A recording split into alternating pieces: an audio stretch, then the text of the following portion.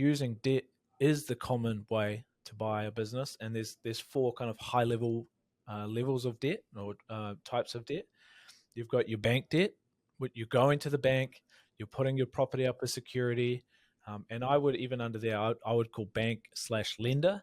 That's personal loans. It's secured and unsecured loans. That's when you're taking out debt in your name and you're using a guarantee so that you can buy that business and the person that's selling it walks away with cash. So just expanding on that, because that's a really important point, because a lot of the business deals that we do end up doing might be that kind of structure where someone has built enough equity in their property and they can go back to the bank to top up.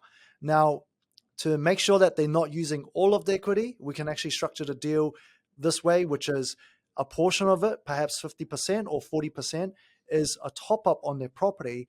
And then the remaining portion, we would get a business loan through a bank like Heartland, where they would offer perhaps 50 to 60% of the business and they put a security over the business.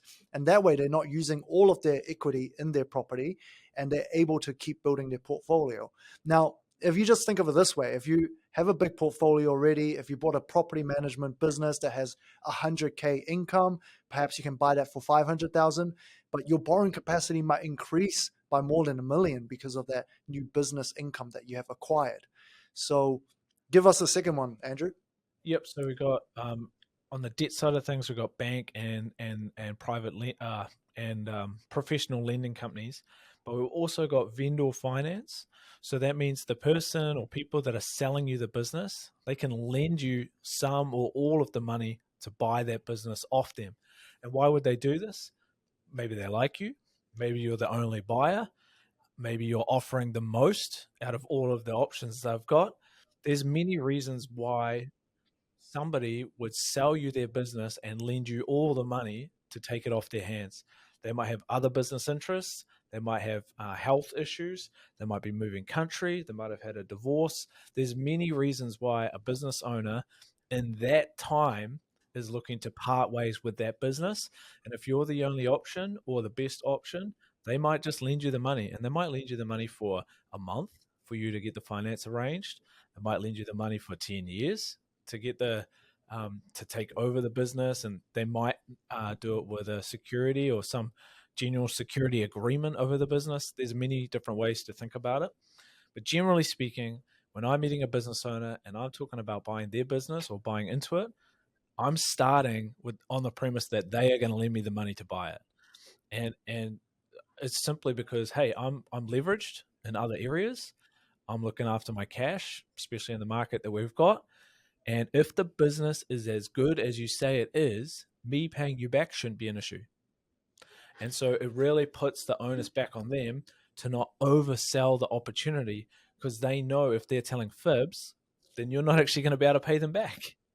So it's a great way to build trust and to bring that into the negotiation and work on the same side of the table, because essentially you're partnering with them. You're taking one burden away from them and then assuming a loan basically to pay them back. Mm-hmm. Now that's the second side of using debt. Now, the third side is asset finance. So if you're buying a business that has assets, fork hoists, stock, things on shelves that a lender will lend against, you can take possession of the business and start financing some of the more tangible things to release cash, and that will help you either pay the business off at that time or capitalize the business so there's actually money in the account to run the business and grow the business.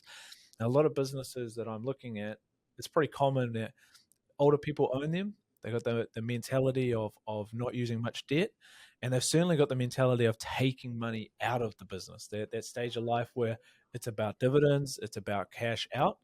Whereas if you're younger or your business acumen is a stage where you are willing to grow a business, growth costs money.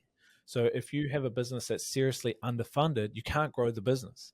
So even using asset finance or stock finance or just financing on something tangible, the bank will release money for you. You can then grow the profitability of that business without taking money out in the short term.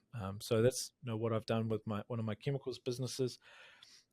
Put in an overdraft of about 700,000, and that has allowed the business to buy triple the amount of stock as usual.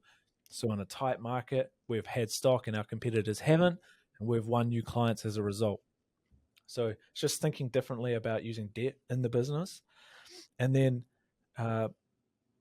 you should be able to, as a fourth channel with debt, use private finance. And private finance is, maybe it's your family or your friends or your colleagues or even potentially managers that are currently in the business.